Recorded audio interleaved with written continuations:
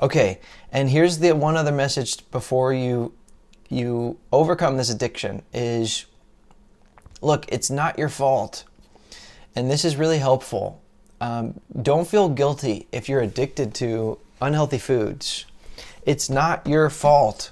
Okay, think about how much of these junk foods you were fed as a kid, as a young child. Your parents, they didn't know what they were doing. I mean, maybe they didn't even have the internet, or they weren't educated, they weren't informed. And then what about all the pressures, societal pressures from your peer group? And then on top of this, okay, you have this industry. I'm going to refer to them as Big Agra. In other words, the big food processing companies. They literally spend tens, if not hundreds of millions of dollars, if not billions of dollars, to recruit the finest minds in science that we have in this world, the smartest people that we have who paid attention in school, to figure out the problem, to figure out the equation of how to get you more addicted to these food products so that you'll become a repeat customer. Does that sound wrong or what? Because it is. They're basically a legal dope pusher. The same way that you have medical people there, they're allowed to supply addictive narcotics not narcotics, I'm sorry, but, opiates to customers, and they receive financial compensation from Big Pharma as a result. They receive subsidies from the government in support of this. And so it's the same thing with food. You have opiates that destroy health, that are very addictive, and that get somebody hooked for life.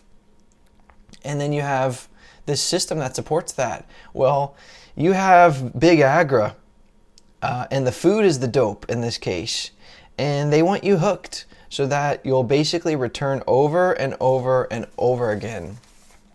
I mean, it's a great business model. It's unfortunately immoral and unethical, but we live in strange times here, in the developed world.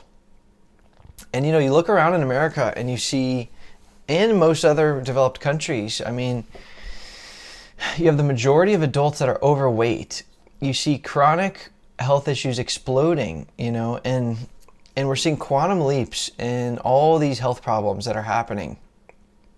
So it's okay to admit that there's a problem, and it's okay to admit that you've been hooked on some of these processed foods, by the industry or by society or by your upbringing.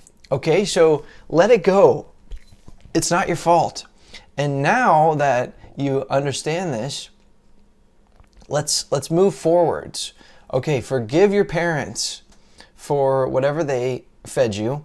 Forgive the schools for not teaching you about actual health and nutrition. Okay, forgive the government regulators for allowing some of these addictive and toxic chemicals in the food. And even forgive the Big Agra, big food processing industry for deciding to make profits at the expense of your health. Okay, so we're going to forgive everybody, and you're going to forgive yourself. You're going to forgive yourself for whatever indulgence that you've had. So, but here's the thing, the responsibility is yours. You're responsible for reversing this and getting yourself unaddicted to these things. Okay, now that we've let that go. And just to be clear, this is not an AA type mantra. This is not Alcoholics Anonymous, okay, where you say, I'm helpless, I'm going to be an addict for my whole life, even if I abstain from eating this stuff. Okay, this is not what I'm suggesting. I'm going to give you a different mantra that says, you are responsible for overcoming your addiction, and you're freeing yourself from all your negative addiction to harmful foods. Okay, and you can repeat that, but put it in your own tense. So you can do it. You can do it. and I'll help you get there. Okay, I will get you through the dark woods and through the forest and to the meadows ahead of that. So, and so basically it took me about 6 months to transition out of the worst kind of junk foods as I was getting into more raw and healthy foods. And I'm going to cover this in the upcoming segment, how to transition. But it took me about 6 months to stop eating, the worst foods and junk foods. Although I was still hooked on starches and grains. And that took about another 2 years after I got off the worst junk foods before I finally, stopped eating those. That sort of acidic habit of those starches and grains.